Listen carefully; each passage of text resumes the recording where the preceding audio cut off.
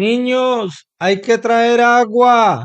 Ese fue durante años uno de los gritos más comunes en las casas del viejo San José del Guaviare. No era una orden ocasional, era una rutina, una necesidad diaria, una forma de vida. Corrían las décadas del 60 y 70, en pleno proceso de colonización acelerada, cuando el pueblo apenas se abría paso entre la selva, el barro y el agua. Ese elemento básico no llegaba por tuberías, sino por piernas pequeñas, por brazos delgados y por la disciplina temprana de la infancia. Los niños y niñas de entonces, muchos hoy adultos mayores, otros ya ausentes, fueron sin saberlo el primer sistema de acueducto del municipio. Caminaban hasta el río con baldes, ollas, pimpinas o cualquier recipiente disponible. No había distinción entre juego y trabajo. El trayecto era largo, el sol pesado y la tarea obligatoria. Al llegar a la orilla del río Guaviare, se encontraban con otros niños acueducto, cada uno cargando su responsabilidad doméstica. Pero incluso en medio de esa necesidad, la infancia se abría paso. El agua limpia dentro de las vasijas duraba poco. Bastaba que uno llenara un recipiente para que otro en medio de risas le lanzara un puñado de barro adentro y entonces había que empezar de nuevo, una y otra vez. No podían llevar agua sucia a la casa. Eso significaba regaño seguro, cuando no castigo físico. Aquella escena, repetida decenas de veces al día, cientos a la semana, no era la excepción sino la norma. Y así se creció en el San José del Guaviare rural, entre el deber, el juego y la precariedad. Tener una motobomba era para entonces un lujo impensable para la mayoría. La alternativa más viable era el aljibe, pozos excavados a mano de entre 4 y 12 metros de profundidad, ubicados en los patios de las casas. Eran soluciones rudimentarias, pero representaban cierto avance.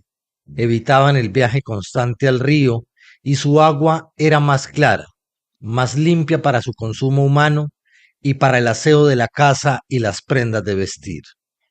Sin embargo, estos aljibes traían consigo nuevos riesgos. No solo existía el peligro real de caídas, muchas veces fatales, sino también un problema menos visible pero mucho más grave: la contaminación del agua. Con el crecimiento acelerado del pueblo, se volvieron cosa recurrente los pozos de agua y comenzaron a convivir peligrosamente cerca de los pozos sépticos. En muchos casos, separados por menos de 10 metros de distancia. Sin conocimiento técnico sobre filtración o contaminación subterránea, el resultado era inevitable. El agua que se consumía en las casas terminaba mezclándose con residuos sanitarios, es decir, muchos, sin saberlo, se bebían sus propios excrementos de forma líquida. Las consecuencias no tardaron en aparecer. Las enfermedades diarreicas se volvieron frecuentes, persistentes, silenciosamente letales.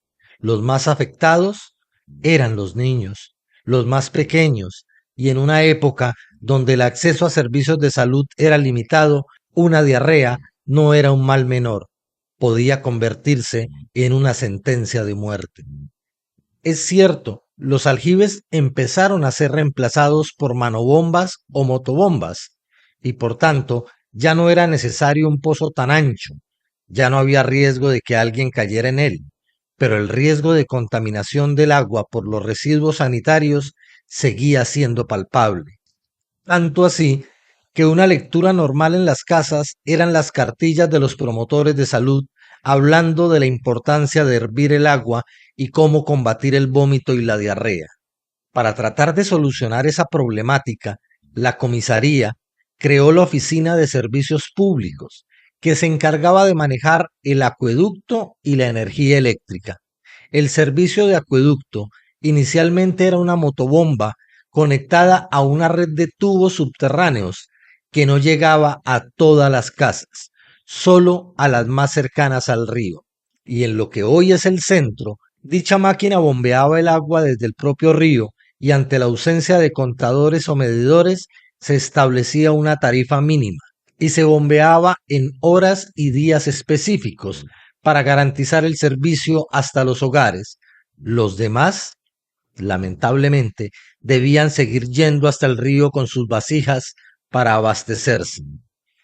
El agua era café, porque así es el color de las aguas del río que da nombre a nuestra capital y departamento. Ante esto, las autoridades de la época hicieron el esfuerzo y gestionaron los recursos para construir una pequeña represa en las aguas del Caño La Esperanza, cerca al sitio turístico llamado Villaluz. Ese caño de Villaluz también es conocido como Caño Culebra. Esa planta de bombeo funcionaba intermitentemente debido a problemas de funcionamiento o combustible. El Caño La Esperanza es el mismo que alberga varios de nuestros sitios turísticos, entre ellos los Pozos Naturales, Charco Indio, La Lindosa. Se desplaza hacia abajo y se une con Caño Culebra, y más adelante su nombre cambia y se convierte en Agua Bonita, pero es exactamente el mismo caño. Los años seguían pasando y los problemas de agua no se solucionaban del todo, por lo que decidieron hacer una nueva represa, más arriba, en el Caño La Esperanza, pero esta vez la represa estaba ubicada en el trayecto entre la Recebera y los Pozos Naturales.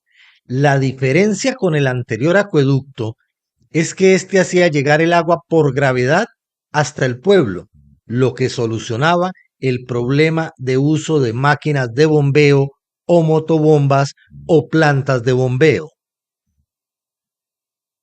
También es importante contar que el mayor problema que teníamos en ese momento con esta segunda represa era que la rejilla de la bocatoma, que así se le decía a la represa, se tapaba con hojas, palos y raíces que arrastraba el caño y los operarios debían salir a destaparlo, porque eso disminuía el flujo del agua. Hoy, en pleno 2026, quienes van hasta la Recebera y hacen el recorrido por el caño abajo hasta los pozos naturales, pueden ver la estructura de la antigua represa que sigue ahí, recordando épocas gloriosas. Néstor Augusto Gaviria Castaño fue electo alcalde de San José del Guaviare en 1994 y tras su posesión en 1995 presentó una propuesta al Consejo Municipal, la cual fue bien recibida y los concejales dieron un paso estructural a esa petición y mediante el acuerdo 032 autorizó al entonces alcalde para la creación de una empresa administradora de los servicios públicos domiciliarios de acueducto y alcantarillado bajo la figura de empresa industrial y comercial del Estado. No se trataba simplemente de un acto administrativo, era el reconocimiento institucional de una necesidad urgente en una ciudad que crecía más rápido que su infraestructura. Este acuerdo obligaba a que nos desligáramos de la empresa de servicios públicos del departamento para ser autónomos como municipio y un año después, mediante el decreto 058 del 11 de julio de 1996, es decir, hace 30 años, la empresa fue oficialmente creada. Desde entonces, Empoaguas asumió una responsabilidad compleja: garantizar el acceso al agua potable y el saneamiento básico en una región con condiciones geográficas, climáticas y sociales particularmente exigentes.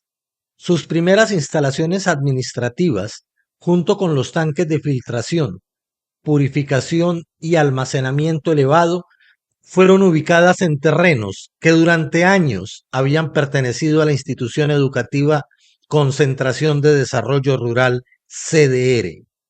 Esa decisión no fue menor, marcó el inicio de un nodo técnico desde donde se estructuraría el sistema urbano de agua. Pero incluso antes de la formalización de la empresa, ya se gestaban las obras que hoy constituyen parte del imaginario urbano: el tanque elevado, símbolo indiscutible de Empoaguas. Comenzó su construcción el 26 de agosto de 1994 para almacenar el agua que llegaba por gravedad, con una capacidad de 500 metros cúbicos y una altura de 35 metros. Su tamaño no respondió únicamente a criterios técnicos, estuvo condicionado por disposición de la Aeronáutica Civil, que limitó su altura debido a la proximidad y trayectoria aérea del aeropuerto Jorge Enrique González Torres. Esa misma autoridad determinó también su esquema de colores, no como un gesto estético, sino como una medida de seguridad aérea. El tanque debía ser visible para los pilotos en aproximación. Así, lo que hoy muchos perciben como un icono urbano nació también como una estructura funcional dentro de la lógica aeronáutica. A finales de la década de los 90, el tanque dejó de ser solo infraestructura para convertirse en símbolo, y en 1999, bajo la gerencia de Marcel Gustavo Torres, se tomó una decisión que marcaría la memoria colectiva del municipio: iluminar por completo la parte superior del tanque durante las festividades decembrinas, y para ello se contrató a don Roberto Becerra, electricista reconocido en el departamento. El resultado fue inmediato. La estructura, ya visible de día como referencia geográfica, se transformó en un punto de encuentro nocturno. La iluminación no solo embelleció el paisaje urbano, generó apropiación simbólica, y para diciembre del año 2000 la experiencia se repitió y habitantes de municipios cercanos como El Retorno y Puerto Concordia llegaban hasta la capital, permaneciendo hasta la noche únicamente para contemplar el alumbrado y fotografiarse junto a él. Y eso que la resolución de las cámaras de los celulares no era la mejor. Ese episodio revela un aspecto poco documentado de la infraestructura pública: su capacidad de convertirse en elemento cultural. Sin embargo, la historia de Empoaguas no ha sido lineal ni exenta de dificultades.